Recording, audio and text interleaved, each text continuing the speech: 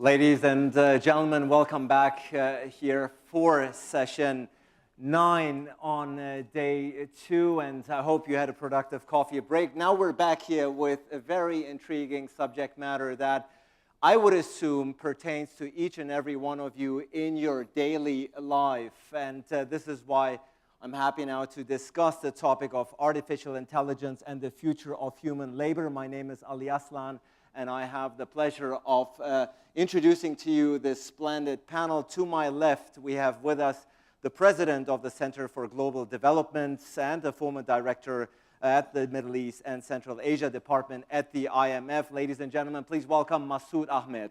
He's with us. Also with us is the Deputy Secretary General of the OECD. She also served as a Prime Minister of Finland. Kiviniemi, ladies and gentlemen. Coming to us from Munich, he's the Vice President of Advanced Concepts at Airbus. Happy to welcome you, Holger. Holger is with us, ladies and gentlemen. And last but not least, we have with us the Group Executive Board Member at Capgemini, Nicolet, ladies and gentlemen. Now, we're trying to make this as lively as possible. I know we have a brief and crisp hour to discuss a very pertinent subject matter. Masood, I know this is a topic that's throughout your time at the IMF, but of course now also is occupying your thoughts, and I would like to get your take on where you see the topic of AI and future of human labor headed. Masood. Thank you very much, Ali. So first of all, as Ali said at the beginning, artificial intelligence is playing a role in our daily lives in many, many ways. And almost every day now, if you open the newspaper, you will see some article about how self-driving cars are going to use artificial intelligence, and that's going to have big consequences for the 3 million people who work in the transportation industry in the US, for example. But I think the point I want to make is that the development of AI will affect the future of work far more broadly than what you see at the moment. There's been work done by academics which suggests that in the US, for example, almost half of the occupations are going to be impacted in a major way by artificial intelligence. OECD has done a lot of work, and Mari is going to present it shortly, which will show that in OECD countries more generally, we're going to find many, many occupations that range across the board, which are going to be impacted through the development of AI in ways that we can anticipate and in ways that we cannot yet anticipate, because AI is developing so fast. But I want to say to you that this is not simply an issue for the OECD or advanced economies. Artificial intelligence is going to affect the nature of work in developing countries and emerging markets, and those countries and markets are in many ways less prepared for the consequences of artificial intelligence. Adidas makes 300 million pairs of shoes every year, employing about 1 million people, mostly in Asia and in Africa. Last year, they opened a factory in Germany, which produces 500,000 pairs of shoes using robots. This year, they're producing a factory in Atlanta, which will do the same thing. Now, question, 10 years from now, will robots be producing 3 million out of 300 million pairs of shoes for Adidas, or 200 million out of the 300 million pairs of shoes that Adidas produces? And if so, the million people that are now working on producing shoes in Vietnam, in China, in Africa, will they be retrained to do something else, or will they not have jobs? So will they have new jobs or no jobs? And what does that mean for countries like Ethiopia, countries like Kenya, countries like Senegal or Vietnam, which are now thinking about their development strategy? Traditionally, when you thought about development, development was basically done by taking surplus labor, which came from agriculture. When agriculture became more productive, and you move them into light manufacturing. But if light manufacturing becomes increasingly done by robots and through artificial intelligence, that rung of the development ladder disappears. So where do these people that come off from agriculture go? Are they immediately going to jump into high value added, more sophisticated manufacturing and services? Do they have the skills to do that? Do the education systems that are struggling even to equip people to do the simple manufacturing, are they going to be able to give them the skill set that they need to be able to take on the new jobs that we're all struggling to define?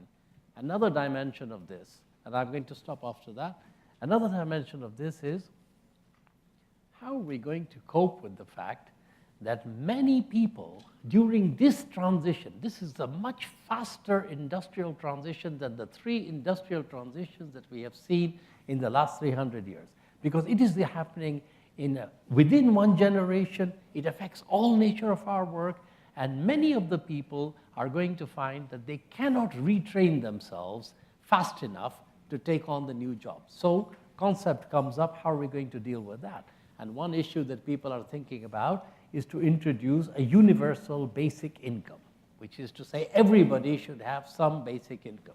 Now, it's an interesting concept, but I think it raises many questions about, is it affordable? Is it feasible? Can a country like Senegal or Kenya or for that matter, a larger country like Pakistan, be able to introduce a universal basic income when they don't even have a universal safety net?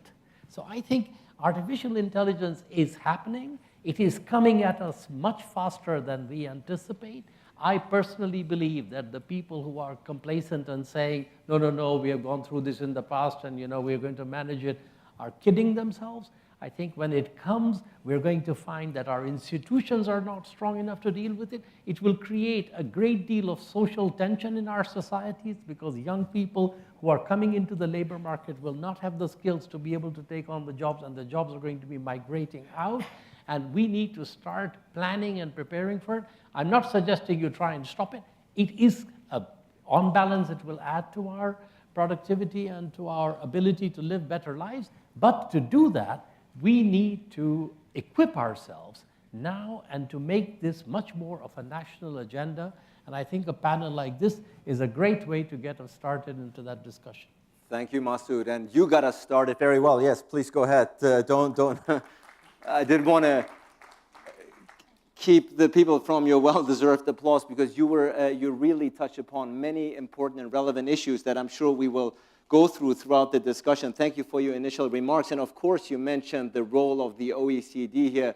The OECD has been taken on the subject in a very prominent manner, has done many high-profile policy forums on this particular subject matter. So, Marie, that's why we are, of course, very curious to hear the numbers and statistics of the OECD when it comes to AI and the future of work.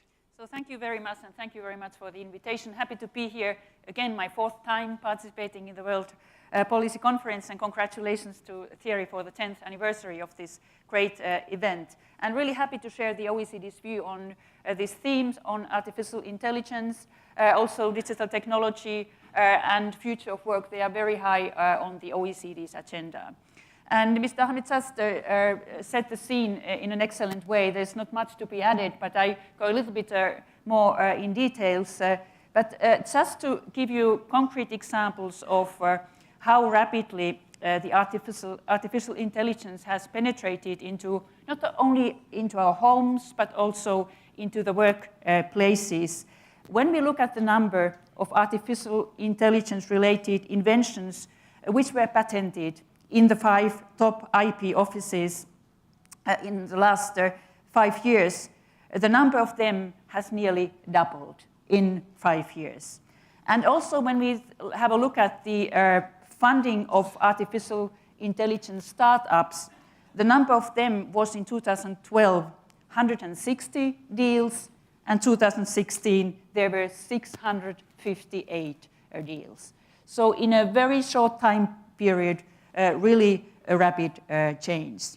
And we all see and can notice that artificial intelligence, it can help make better decisions, detect problems earlier, and also generally reduce costs in a number of areas fundamental to societal well-being. And let's take, once again, a concrete example of health. Deep learning algorithms combined with inputs from human pathologists have lowered the error rate for breast cancer detection to 0.5% compared to 3.5% for just pathologists or 7.5% for just machines. So a huge improvement in the breast cancer detection. But then, of course, artificial intelligence also creates challenges, and we organized last week a conference at the OECD on artificial intelligence under the title Intelligent Machines, Smart Policies. And really the theme of the future of work was very high on the agenda in those discussions. So people tend to be very worried about what really will happen at the workplaces and what will be their future of work. But we at the OECD think that these kind of fears could be a little bit exaggerated. And I personally also think that we should be rather optimistic when we think about the future of artificial intelligence, the future of work. Mankind has been able to survive the earlier technological and industrial revolution. So I'm sure, rather convinced that we are able to survive this in an excellent manner. But to give you some reasons why we believe that kind of these fears could be exaggerated. So first, when you see this slide, you see that there is a difference between what can technically be automated and what will actually be automated. Social attitudes, they matter in deciding where the use of robots is acceptable. And as you can see here, in space technology, it's more acceptable than when it comes to health care. And another reason why we think that maybe these fears are a bit exaggerated is that what will be changed are individual tasks, not entire jobs.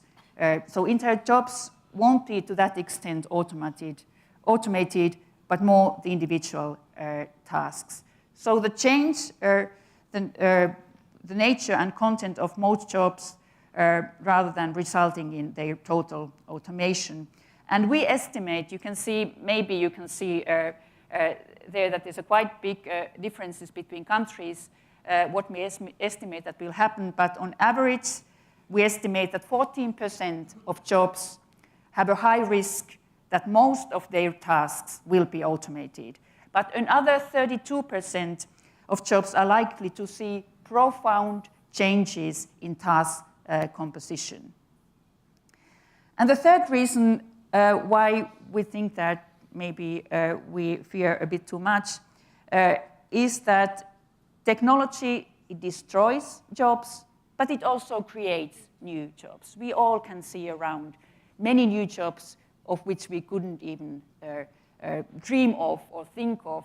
One example, bloggers, who thought 20 years ago that there will be that kind of a profession, what we see now.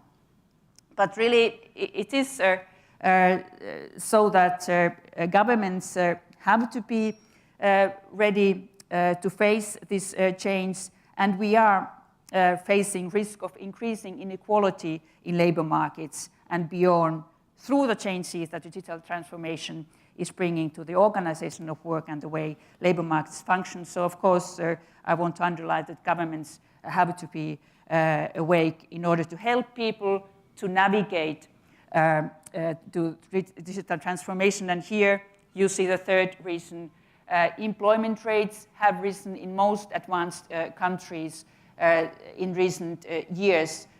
So the future of work may not be so bad as some people fear.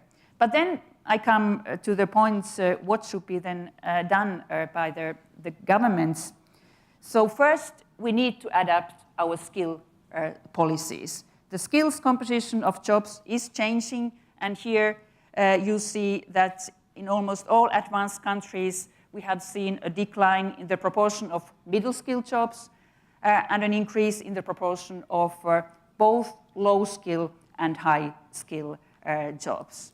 But really, in order to face this phenomena, skills composition is utmost important, and the governments really have to improve the education system. When it comes to the basic or the elementary education, people need a mix of strong cognitive and soft skills to complement their ICT skills.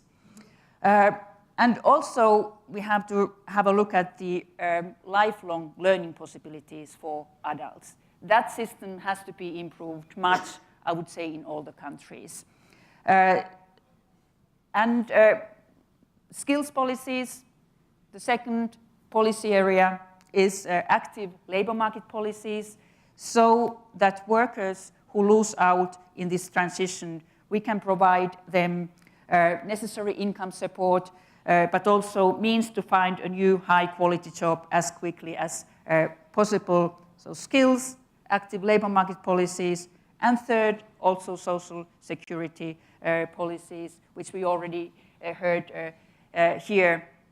There are many possibilities for that, but really because the work is, or the forms of work are changing, really also the social security systems have to change. So thank you very much for this opportunity to share the OECD's view on this theme.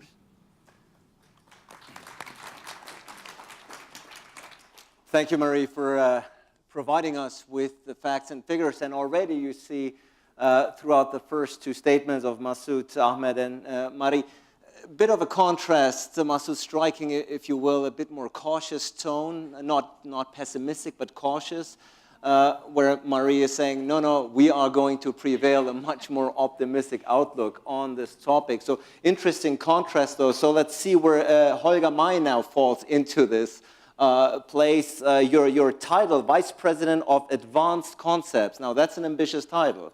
I tell you that. So with that title and that task that you have at Airbus, of course, we're very curious to hear where you think AI is headed. Yeah, thank you. I'm not a techie. I'm a political scientist, and I study security policy, defense-related issues for about 35 years. And my role is to look into the future a little bit and to see what the future security challenges are, because the better we understand them, the better we understand customer requirements in the future. So that's a little bit the idea. And doing that, of course, you discover usually old things and new things, things you have seen for centuries or millenniums even, and other things that are new. So I try to put artificial intelligence a little bit into context. History always is continuity and change. So in a sense, many of the future wars we're going to see and challenges we know pretty well from the Roman times. In a sense, we are Roman Empire plus cyber, right? Things that are old, things that are new. So, of course, sometimes new stuff replaces the old one. We have very little cavalry today, although horses could be useful in some areas in Afghanistan, actually. But when we invented long-range weaponry like bow and arrow, it was superior to the club, but only as long as the archer didn't come within striking distance of the club, then he had a problem. So we're going to see in the future laser weapons, cyber war, everything, but also explosives, guns, and all that thing. Trend extrapolation usually means it's about higher, faster, further, but sometimes there's something new. When Henry Ford made this wonderful statement about the cars, he's saying, if I had asked my customers what they wanted, they would have said faster horses. So sometimes we have to explain, well, we invented the combustion engine and things are going to change. And the big changes that we are going to face are nanotechnology, biotechnology, robotics, and artificial intelligence. And the interesting thing comes up if these four megatrends merge. Well, we had a chemical evolution, if you wish, a biological, perhaps one day we have a mental evolution. Actually, I can't wait this to happen. If you watch TV in the afternoon and you zap through the channels and you see these soap operas and soul striptease shows and whatever, I physically suffer after 5 minutes. I find it so unbearable. But this is Homo sapiens, is it or is it not? Is this really the result of evolution so far? Or can we move a little bit beyond that? So let's see. We are at the edge of completely going into the digital production, the economy, 3D printing, additive manufacturing and all that. That's only a short step. We will move into the biomolecular production, an endless amount of meat without a single animal. You lose an arm in an accident, it will regrow. It's only a question of time because it doesn't violate the law of physics. So we have interesting views like Stephen Hawking, who says the biggest threat to mankind is artificial intelligence. We have molecular biologists who say, no, it's the mutation rate of microorganisms that it's the biggest threat because they undermine all immunization efforts. So let's look at computers. Computers are, as we build them today and program them today, are instruction executing machines. We write instructions and they do it. They do it wonderfully, beautifully, reliably. But they do what we tell them, even if they learn. We told them to learn a little bit as we learn. But what is it exactly that they do differently? Interesting enough, so far they do things very fast. There is a competition in supercomputers every year, and 3 times in a row China won. We are now at, or last year, at 93 quadrillion operations per second. It's pretty fast. Actually, it's nothing if we move into quantum computer. But what it means, in other words, it's computing capability will not be the limiting factor. But the question is, what is it that you want to calculate? Actually, the computers cannot do math very well. That might come as a surprise. But if I ask any of you what is 3 plus 5, you will immediately say it's 8. The computer can't say that. The computer has to do if this, then that, if this, then that, if this, then that, and does it incredibly fast. But it's that, is it what it does? So computers do many things better than human beings. They control complex production processes, perform dangerous tasks. All this is very useful. And we move on with the automatization and autonomous systems at some stage. We start with that they repeat narrowly predefined actions, but they move, of course, beyond that. We have seen a film where these tiny little flying taxis, they of course do sense and avoid and all that by themselves. If it comes to combat robots, we maintain the decision to kill or not to kill, but everything else could be done by the machine. The question is, if you enter a situation where all the issues at stake are predefined very well, it's comparatively easy. If you're a commander of a missile defense unit and the sensors tell you there's a ballistic missile approaching one of your cities, you better launch the interceptors. You are not calling for a cabinet meeting, right? You do and launch the interceptors. But all the situation is pretty clear. Now, if you're autonomous driving and you are not the driver, you are the passenger, and you enter a dangerous accident situation, and it's either you drive over the kid and it's dead, and you survive, or you drive against the wall, the kid is safe, but you die. So how will the computer decide? At the moment, we have to decide. But if the computer decides, we'll probably say, well, Mr. Ma, you are now 59 years old, you have 3 adult kids, the invoice for the medical doctors goes slowly up. We could use your retirement pension fund differently for other nice things. Here's a young guy, good genes, good intelligence, pays the whole life into insurances. Don't we agree that this kid should survive? Well, even if I don't like it, I have probably to accept the overall situation. Why? Because if we move into automatic or autonomous driving, the likelihood that I enter into a deadly or probably very life-endangering situation is millions times lower than if people drive. So probably statistically, I have to accept that no matter how I feel. But actually then, what is intelligence? We don't know. I think what we usually call intelligence is the result of an intelligence test. You do a test and the result we call intelligence. And intelligence, what is it actually? Does it do good things to us? Well, we think usually yes, but lots of the people in the Third Reich in Germany were pretty intelligent, but they were very evil at the same time. So what is it exactly what we look at? Is it artificial intelligence or the use of intelligence by artificial organisms or machines? And what makes the difference? Well, what is artificial, actually? Human beings do something, but we are very natural, I guess. And at the same time, we apply natural laws. So it is so artificial, actually. The other thing is, of course, that we have these emotions. And if I explain to my students a very rational, cold-blooded, so to speak, worldview, and they ask, well, Professor Mai, where are the emotions? And I say, oh, yes, good that you mentioned it, emotions. Hate, perfidy, bestiality. No, we mean love, charity, and caretaking. I say, well, so you have distinguished with your brain these emotions and other emotions. So at the end of the day, it's about us deciding things and how we value things, and that is related to culture and all these things. So they start with the automatization and autonomous systems and have liability problems. Household robots in Japan, let's say, they take care of the household of elderly people.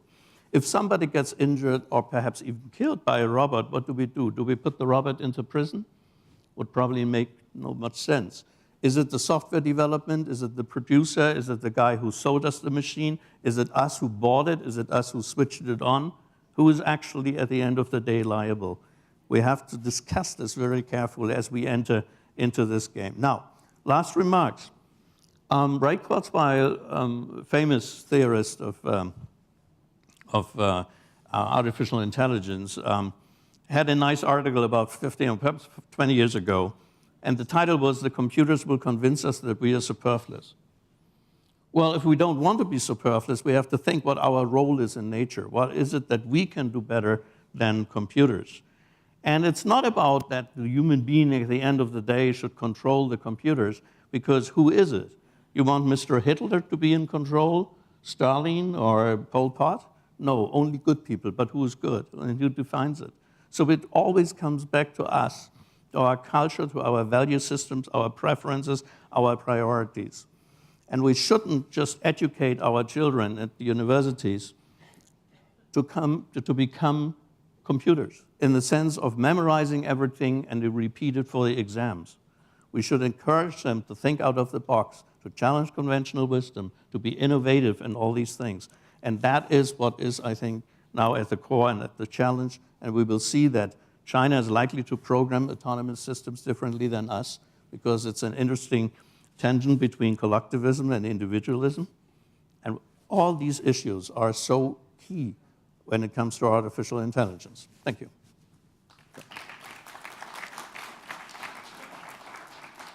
Thank you, Holger, for giving us, if you will, a historical, if not philosophical, approach to the subject matter of artificial intelligence, and of course, a much-needed plea not to watch television during daytime. I think that is, well... Except when your show is on.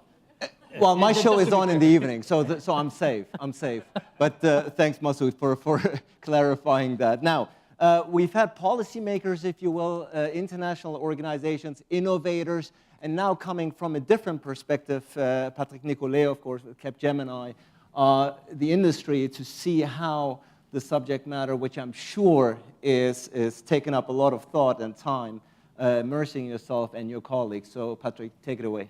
Yeah, Ali, absolutely. So Capgemini is the largest IT services company in Europe, so I will present the practitioner view. But before that, I will express an absolute personal conviction.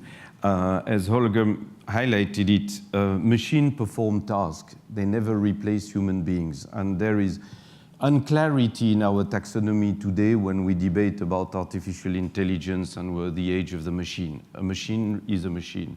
And when you look at the component of the machines, and especially in artificial intelligence, it starts with algorithm at the heart of the artificial intelligence technology.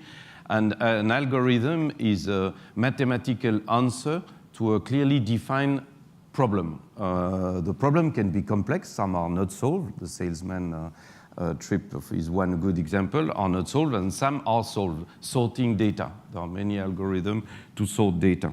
And then you have a lot of technologies around it, like speech recognition, natural language processes, semantic, biometrics, deep learning, swarm technologies, which is, in my view, very funny, is how drones fly together, for instance. It's nice to see. Chatbots, etc. So, but at the heart is the algorithm, which is a strength and a limitation. So what do we see now in terms of implementation in the enterprise? So the first thing is something that started with the first industrial revolution is touch and move. So what we had, the robot. And we started not by robot, by automation, because for economic reason, it's better to invest in a technology that does something simple in a repetitive manner, so you depreciate your investment much faster. And then came more sophisticated robots, like painting cars in assembly lines. This is complex, and these robots are much more expensive. And now we have developed capabilities so that they can interact and co-work with human beings. So they have tasks, everybody, so you divide the task. So this was the first sense, if you want, of human being, because all these development can be categorized along human senses. So this is the first that we've seen for a while, and that is gaining pace. It is gaining pace, for instance, in IT, in information technology, because the first deployment of artificial intelligence was called robot process automation, which is nothing else than doing automatically a script that another program is asking you to run. So to make it simple. So the machine does what another machine asks you to do. But it's very simple. It's very repetitive. The next era that is coming is around listen and talking. This is the second sense that artificial intelligence is going after. This is the most advanced in terms of technology development. And when you discuss with R&D from vendors, such as Microsoft, Google in that space, they believe that in 5 years from now, speech recognition, language capabilities from machines will be better than the human beings. We all do mistakes when we speak, when we interpret, when we understand, and they believe in 5 years from now. It would be a huge leap, because today, when you ask, and you can try with your phone, you all have, I don't have my phone with me, but if you all ask Siri or whoever on Android, the rate of response is 30%. Of course, if you ask what is the weather in Marrakesh, you will have an answer. If you ask a more complex question, you won't have an answer. But you will have a polite answer, but not the answer you want. But that's one thing, by the way, sociologically, is that virtual assistants are very polite. These create problems in human interactions afterwards. So, but that's where we go. So that's the first area of development. So it touches in terms of activities, of course, everything related to call centers, help desk, which is an important part of the activity. So the third one in development, but is more 10 years away from now, we see, where again, the timeline is defined by when the technology will be better than human being, is watching and monitoring. So you've seen a lot about face recognition, about what you can do. It will completely change elements related to cybersecurity. But today, the application we see in terms of what the eye, the vision can do, it's about self-healing. So you can detect defaults, be it on hardware, be it in systems, through this technology, and then you can anticipate and automatically launch, for instance, the self-healing of a system through this. There are big developments, as you know, in cybersecurity, because this is a much more advanced capability than what we have today, notably when it comes to human being identification.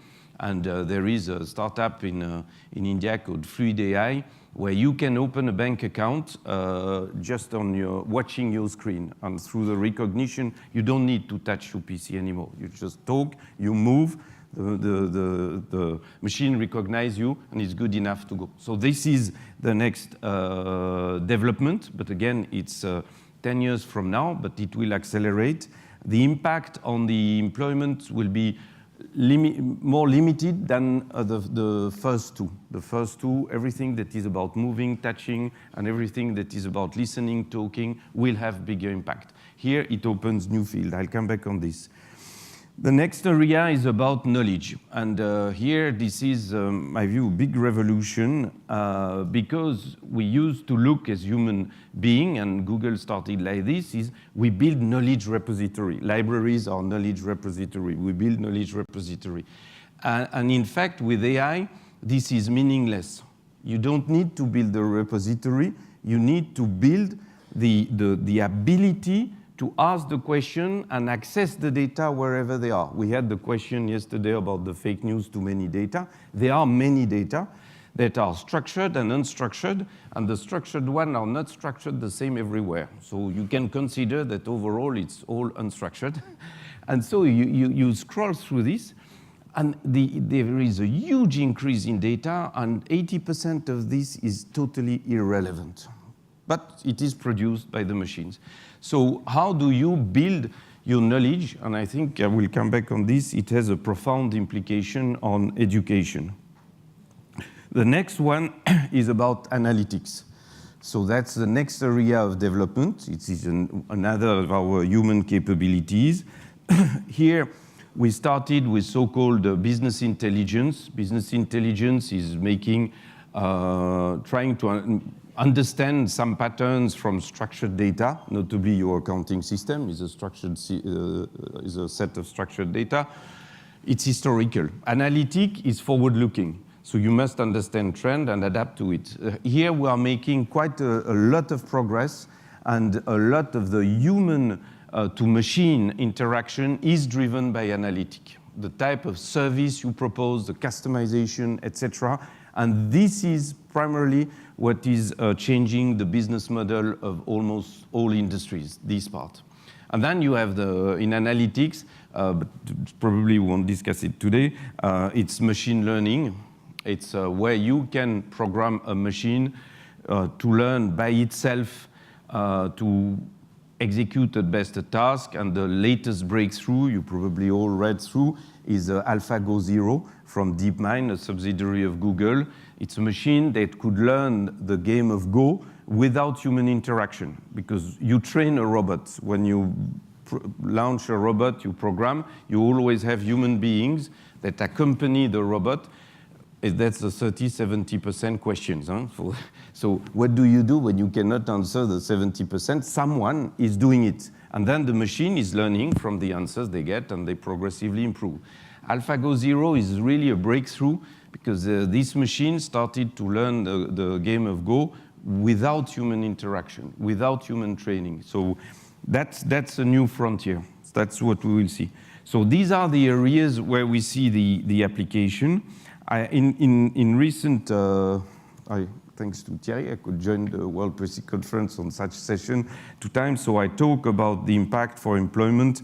I talk about the social impact. But I think the biggest one is in education. And Marie alluded to, she concluded the presentation. I'm convinced, and it starts from the very early age. The way we will have to look at the world compared to the way we were looking at it is fundamentally different in the way you interact. The type of working organization will be completely distributed as well. So the hierarchical, the social model, all the institutions we have built are not geared to address these elements. I'll stop here because I see your look, and I think it's about my time. And leave open. But it's a polite look. It's a very polite. No, very nice look. Thank you. Yes. So, thank you, Patrick. And I think we have really listened to 4 very intricate and very diverse presentations as far as where the subject matter, where this field of AI is going to take us. We've had risk versus opportunities. We've had opportunism, if you will, and optimism versus some slide of remarks of pessimism here and there, all of which entails this discussion. Now, I'm looking at the time. We have approximately 20 minutes left, and with your permission, I would like to take the opportunity of calling upon some individuals here in the audience to address this very panel. I already see 2–3 individuals. You've had your hand up first. Get the mic. Please introduce yourself quickly. Yeah, Uwe Dadouche with the OCP Policy Center. So I have three very quick questions. One is it jobs or is it inequality that is going to be the big issue? The second is education, education, education. But do we run the risk that we're educating people who will not have any jobs at the end of the day? What kind of education? And the third is, does this mean the end of globalization? We just use the machines instead of putting the jobs out. Thank you so much. Now, I already see quite a few hands up. So with your permission, I would collect 3, 4 questions and then throw it back to you. Who has the microphone? You have the microphone. We'll go to this gentleman and then the lady in the first row. I'm not forgetting those in the back, of course. You will all get your say. Can we get a microphone here in the first row, please? We're going to collect the questions first, and then you get an opportunity. Thank you. I'm Meir from Israel. Coming from Israel, I've seen few developments in Israel, especially in the artificial intelligence, which are really amazing. And I'd like to ask the panel members, what do you think are the risks of the artificial intelligence? I'm saying it because it was published that Facebook tried to teach computers to develop by themselves a software by talking to each other. And after a few months, they find out that those computers developed a totally new language and circumvent all their guides, human guides.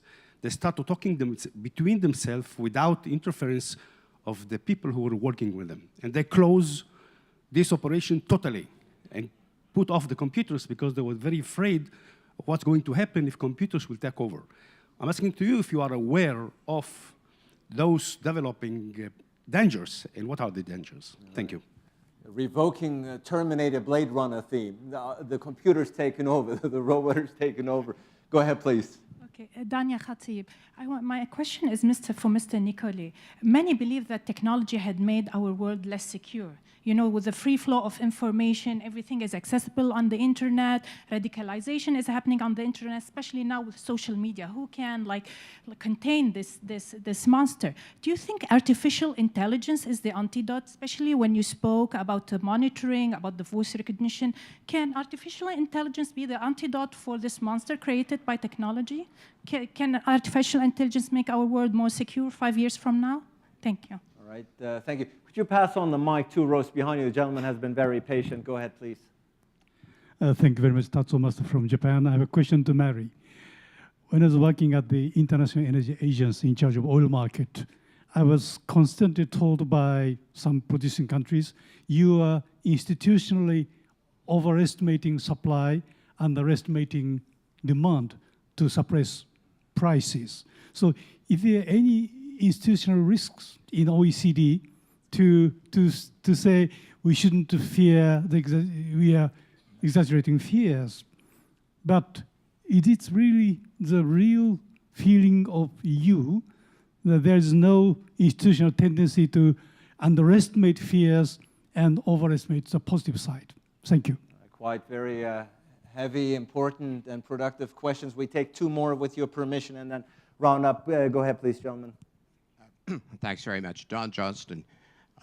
Really, my questions are to Masood and Mehdi on the labor market issues. Masood said people who say we've seen this before are really not correct. I think that's true to the extent that it's the speed of change that I worry about. But we have seen it before. When I was at the OECD, the concern was Donald Trump's jobs moving to the developing world from the developed world. The result of that is we have the kind of problems that have created his base in the United States. We did not adapt. We did not solve that problem. We didn't solve it in the United States. We didn't solve it in Canada. Now, what makes you think that we're going to be able to solve it with displacement by robots? And also, the other question is, the jobs that he wants to bring back, it sounds from what I hear, they're the very jobs that robots will be able to do.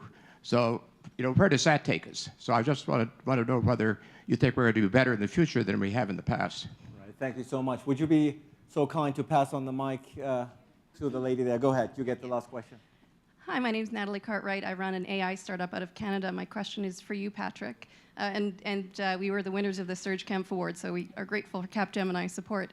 You mentioned data in your presentation. From my perspective, the way that we manage data in this AI world is one of the most important and pressing policy questions. Curious if you've got a perspective on how we should start to approach that. Thank you. Thank you so much. Great questions, Masood. take the ones that pertain to your field.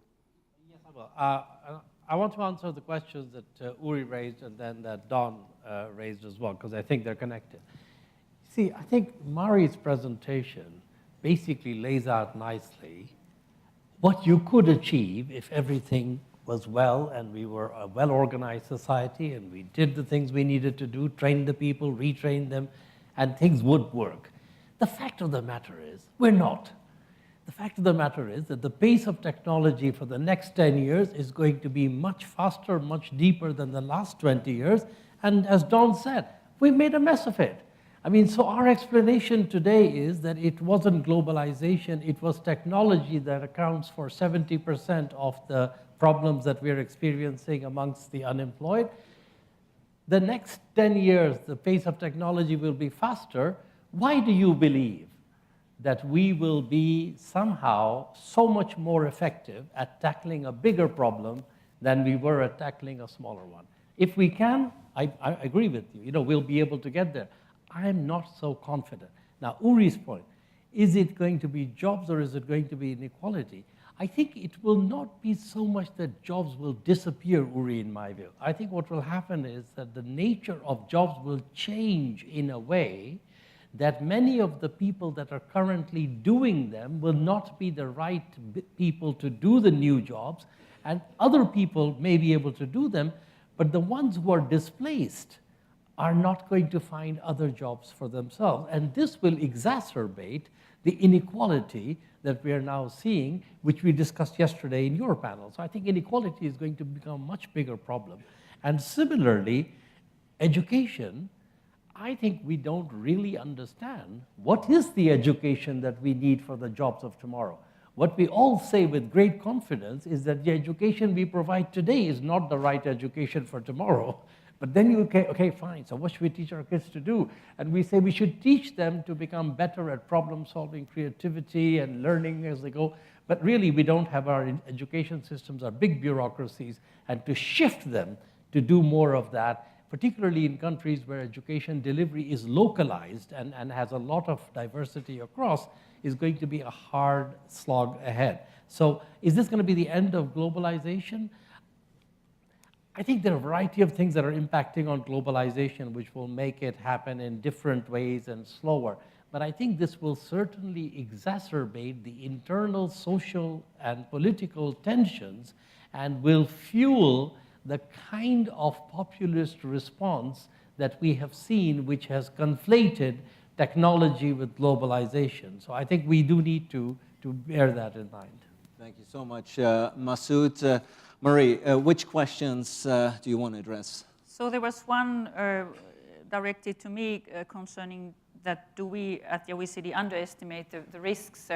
No, I don't want to say that we don't think about the risks, but I'm a bit afraid of that if we are too afraid of the technological change, we don't use all the opportunities there are for every single country to perform better, and also when it comes to societal well-being of people. So there's a lot of opportunities. But of course, we have to all the time had a look at the risks and the threats, and that is something which we have to face together. And also when it comes to artificial intelligence and the regulation, that is something what the countries really have to do together when it comes to risks and also to privacy and security issues. But then to this question of jobs or inequality, what really is needed in all the countries, the situation can be improved, is the equality of opportunities, so that every single person has the possibility to educate themselves, that it doesn't depend on your background, as is the case in many countries now, that the countries really can provide quality education from the beginning, so every country can improve in that sense. And then when people are qualified, which is not the case yet in most of the countries, and when we think about the ICT skills, we have found out that 50% of adults in OECD countries have almost no ICT skills, or at least they are not adequate. to really use the opportunities and take up the job opportunities you have in all the countries. So not only the basic education, also the lifelong learning possibilities. But then the question of unemployment, and like in Canada and USA, these countries have not been able to kind of solve the challenge of technology or technological development and globalization. So the jobs lost are mostly due to technological development, not because of globalization. But we have countries which have been able to solve the problem, like Germany, where the unemployment rate is close to 0. So you can see concrete examples of how to face the challenges and how to solve them and how to reduce the unemployment rate, also in a globalized world. Thank you, Marie, for your perspective, and also, once again, clarifying the OECD position on versus underestimating the risk, which obviously is not the case. Holger, there were a couple of questions that were relating to your field, I heard. I think that, first of all, many of the jobs that we know today won't exist in 20 years from now, but many of the jobs that will exist in 20 years from now, we don't know even today. So it will be adapting. Now, in the past, if you wanted to become rich, you had to invest into a company and invest a lot of money, capital, to build up a steel mill or whatever.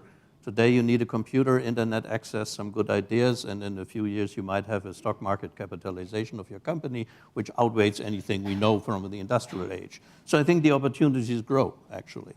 Are there any risk with artificial intelligence? Yes, of course. But I think that the most terrible things we have seen in history that have been done to human beings have been done by human beings. So perhaps if we think about artificial intelligence and how to program computers, at least at the beginning, we might actually improve humanity in a sense. We don't know. It's very open. But I think our legs did not invent the earth and the ability to walk. Our eyes did not invent the light and the ability to see. Our brain didn't invent intelligence and the ability to think. It was, in evolutionary biology terms, the other way around. It was an answer by nature to a challenge, if you wish. And it was developed, of course, in a context. So our brain was developed, so to speak, in a time when we never thought about quantum mechanics, and we do it because we can. Now, if the brain is not constructed, so to speak, on hydrocarbonate, but built on silicon or gallium arsenide, what will be the difference? The artificial intelligence doesn't carry the package of the old days in the jungle and the savannah. Maybe an advantage, because, as I said, I mean, there's so terrible things that people do to people, and perhaps this whole development helps us to progress in an interesting direction, which contains risk, but also lots of opportunities.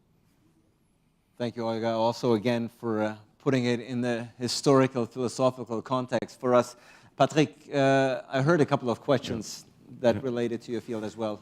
So so more practical. So on the risk side, you had a question on the risk side. So the good news is that Facebook could stop the experiment, so it meant they were still in control. So I think it's important. Again, the machines do what they're asked to do. Now you have to put in place the mechanism, the monitoring and management mechanism that allow you to stay in control.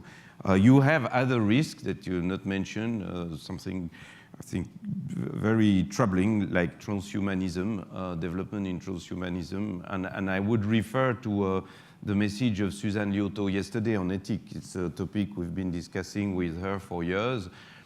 How come that in this industry, maybe because there are too much money, the big companies are too rich, it's very difficult to have launch an ethical debate. Suzanne is working on it. The same that we have had with biotechnology. We will need one, so that we understand the consequences and that it creates a framework for the progress. So that would be one answer to this. On cybersecurity, yes, you are right. We are only on the defender side, to be clear. We never attack, not only because I'm Swiss, but it's a group policy. The fact is that we have attacked, all sorts of attack. Now, as I speak, we are attacked. So it's permanent, which means these attacks are automated. These attacks are AI operated. So you must defend yourself. So it's machine against machine. It's an arms race where you escalate your means. It costs a fortune for the companies. We don't like it. We have no choice. So it's an arms race. You must compete, and yes. Having said that, in the companies, the one defending, 90% of the compromission, let's call it this way, are created by human errors. Human error is you let a subcontractor plug a PC directly in your network without going through the right procedure. This PC is infected, and then you have 50,000 machines in a matter of 3 seconds that are compromised. And you have a lot of these every day. So there is a lot about the discipline. And here again, as you cannot change all the behaviors, we would know it, you have to automate. So reduce the number of human interaction with your systems that will reduce the number of mistakes. So yes, the answer is the arms race in the cyberspace. When I come to the next one, which is about managing data, I would like to spot 2 things. The number one, and it was mentioned yesterday, is identity. Because there are data where identity matters. We discussed about fake news. You can think of your HR systems, etc. And for the ones not involved in it, you will be surprised that one individual in one company has multiple identity. So you can imagine when you look across all the systems where the individuals are connected. So identity is a big challenge when it comes to data. And the second is ownership. And I think here it's a topic we are addressing with the IFRI and Thierry Nombrial, is ownership of data. The American companies, the GAFAM, etc., have very rapidly understood the value in data. And they are fighting. I heard yesterday about the money, but Microsoft, I thought one day I should sue them until I realized they had 800 senior lawyers in-house. Then I thought I better find something else. And they have built these capabilities to protect and keep and leverage the value. And I think there is a deficit in Europe, and that's a question we are addressing with Thierry. So identity and ownership. And last point, practical on education, to give you one number. Practically what it means, we made business by programming, and now we are reskilling 100,000 colleagues in India from code to order to assemble to order. This is a complete different work, and we have maximum 2 years to do it. It's the scale, and so for us, we need to equip them with soft skills that they didn't have, and then the hard skills to change the way they work. So this is a real practical aspect we are confronted to. Holger, Marie, and Masood, time is clicking mercilessly, but very quick last remarks. So what you say is it's always an offense-defense competition. This is quite natural. They're microorganisms. We have a vaccination, then there's a mutation. It undermines the immune system. So that's very natural. Technology development is natural. But we have to think also in evolution biology to learn about cyber resilience or the resilience against cyber attacks. If the cookie falls on the ground and the kid wants to eat it, let it eat it. It might get ill, but without a provocation and a challenge of the immune system, it will be not strengthened. So to be overprotective as parents is not a good idea. But there are certain diseases which you don't want the kid to get, like smallpox or so, because it's so deadly. So you do have to decouple. Evolution has the same. It's called isolation. It's niche developments, and you need both. So invite red teams. Let them attack you, learn to survive, but certain things don't put in the internet. Don't put a nuclear power plant on the internet, at least not the critical stuff. It's Firewalls don't help. Firewalls are as relevant as walls around medieval cities after invention of artillery. Nice, but useless against competent opponents. So at the end of the day, it's resilience, because the fighting dog is not just dangerous because it can bite. It is so dangerous because you can beat this thing almost to death and it still bites. It can absorb strikes. Our societies, our economies, our companies need to learn how to absorb strikes. So resilience will be key for room for maneuver, actually.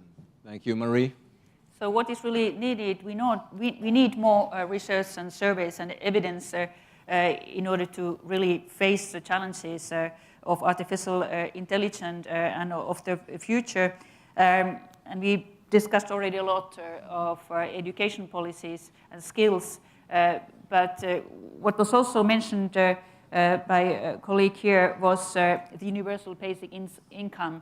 So in that area, I do encourage the countries which have introduced these trials on these systems to go further, so that we can, based on that evidence, really have a look how we could develop our social security systems in order to face the future of work better.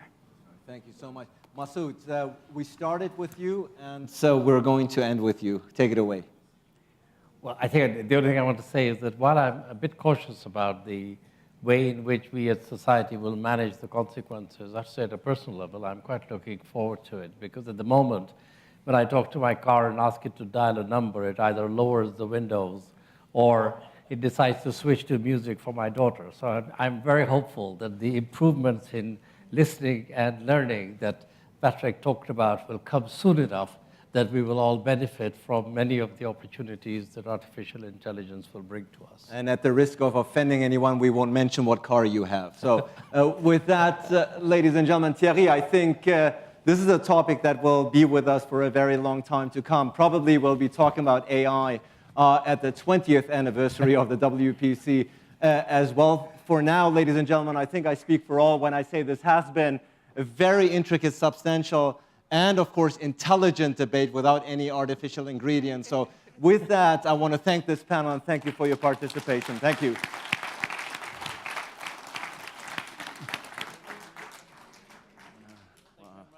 Thank you. On the dot.